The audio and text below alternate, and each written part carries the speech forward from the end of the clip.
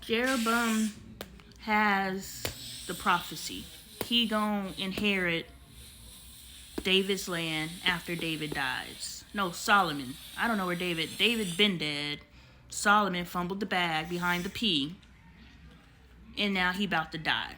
Well, somehow he hears about Jeroboam's prophecy that he about to take his land, and so Solomon is like, I'm about to go kill Jeroboam. Oh, those of you, we were on 1 King chapter 11, starting at verse 26. Anyway, so had to make sure it's recording because this thing be playing me sometimes. Oh, this is a good book, y'all. I'm only on chapter 3 or 4, but anything internalized with the spirit of discernment gonna get you put together. It's a good book. Anyway, tried to kill Jeroboam so he don't take his kingdom, but Solomon, but he fell off with God. But he should know what's prophecy is prophecy. What's ordained is ordained, buddy. Like, Jeroboam coming up after you, whether you like it or not. So anyway, Solomon dies. His son Rehoboam enters the chat, declares himself king. And then he finds out about Jeroboam. Oh yeah, Jeroboam and them come and say, hold up, they say something. So they sent for Jeroboam, and he and the whole assembly of Israel went to Rehoboam and said to him, your father put a heavy yoke on us, but now lighten the harsh labor and the heavy yoke he put on us, and we will serve you. All right, so that's what they came. And then Rehoboam was like, go away for 3 days. See, the number 3, remember? Go away for 3 days. Oh, shit. Yeah, I wrote the most beautiful advice on a Facebook post. Someone who is contemplating leaving a relationship that involves 6 children.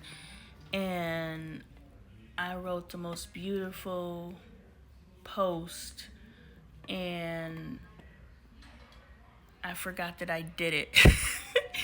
I got distracted and started talking to Michael about the number 3. Put me back on track. I'm going to talk about everything. Hang in there. We're here. We're learning. We're growing. And I got sidetracked, but I copied and pasted, and Spirit said, glue it into a note. And I was like, no, because I'm just trying to make sure I don't lose anything while I go grab these videos from TikTok. But then I get on TikTok, the number 3 keeps flashing in front of me. So I'm downloading these videos, Michael, to answer your question. So I'm downloading these videos. Thank you for turning the volume down as a show of respect that you're actually listening to me. I appreciate that. Anyway, I'm downloading these videos. And you know how when you're downloading something, it's like 10%, 20%, 30%, and then all the way up to 100%? Well, It doesn't work like that. You are so your father. But you're here to teach me how your father thinks. So I'm going to start receiving your rebuttals, because that's what your dad does. Thank you for giving me that, because we're working on our marriage. But anyway, I understand it doesn't work like that. That's not the point. My kid is 162, so I'm going to go to the App Store, and I'm going to download a random game. Okay, so now you turned into me. Teach a lesson. So I tried to get car seat board, but I can't.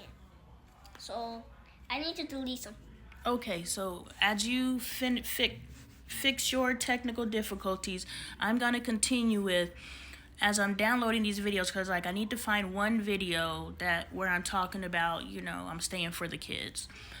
And my eyes land on one, and I'm like, okay, is this it? And then I was scrolling, I find another one, and I'm like, well, maybe this is. I was just like, well, why? Boom, boom, I'm getting ahead of myself. The first video I download stops at 30-something%. And I'm like, God, if I'm supposed to attach this video to the comment, excuse me.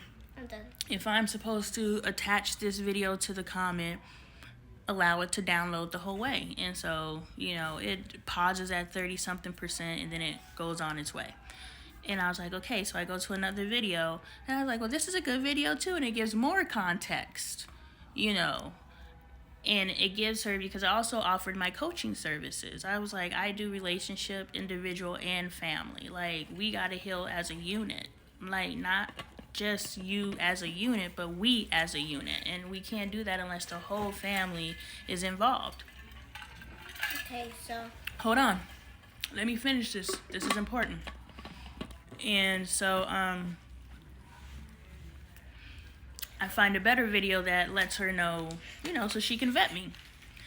And so I'm downloading now, and it stops at like 30-something%. And I'm like, okay, because I notice trends. So I notice, when certain things happen at certain times, I'm like, okay, we're stopping at 30% again.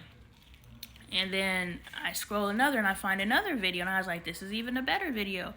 I was like, oh, God, am I supposed to send her 3 videos? And that video does not pause at all. It just goes zoop to the top. That was just a synchronicity moment that happened for me. Show us how it works, dear. Okay, so I deleted 3 games. So I go back to the App Store and I press Glossy World. Okay. And I wait for a second. See? All right. Oh, yours doesn't have numbers. Okay, mommy's has numbers. Where's your number? I'll have to download something for you so you can see, but thank you for clarifying. I don't know how to apply that to your dad, but you just taught me something. All right, so back to Rehoboam and Jeroboam. Rehoboam and Jeroboam. All right, so Jeroboam,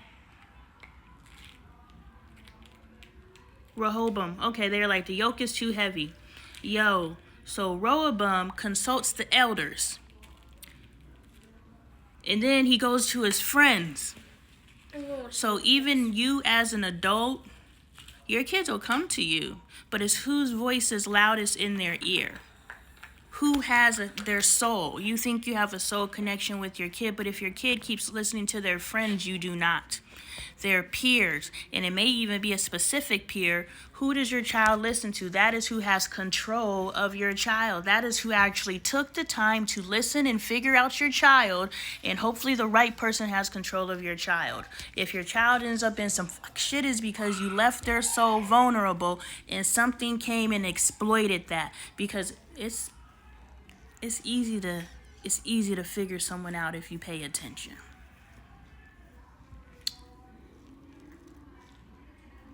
Y'all think if you mask, no one's gonna figure you out, but in that mask, that exposes you wide open. It is for you to vibrate at a frequency where you stop calling in that which does not serve you. Like, it's for you to align your life so perfectly with your divine mission here on this earth that you're not calling in motherfuckers you gotta pretend you're somebody you're not to be around. Like, you have created a life where you have to pretend to be you. Ain't that some shit? And it was probably taught to you by your parents. Anyway, so he goes to the elders, and then he goes to his peers, and he says, the elders give the advice. Y'all go read your own Bible. But then his peers give him some dumbass advice, and he goes and takes the advice of his peers. Thank you. But you have to understand that this whole interaction, whether Rehoboam wanted to wild out or not, if he wanted to be a dumbass or not, it was written. It said this had to happen to fulfill the word of the Lord. So you have to understand that doors are closing and opening, and people are coming in and out, and things are happening, and losses is taking place. All of these things are happening in your life if you are being purposeful in your life. If you're out there on your own agenda, it's going to happen regardless, because you need to go to the pits of hell in order to wake your ass up. You call it depression. You are being taken into the pits of hell right here on earth, and you're not taking advantage of it.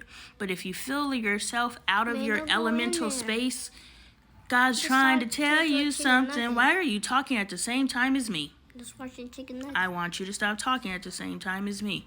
But the point is, these things are happening for you, not to you. And I know we've heard that many, many times, but I hope you just internalize it based on the good book. But we appreciate you, Tony Robbins. That's where I first heard it, so that's my credited source.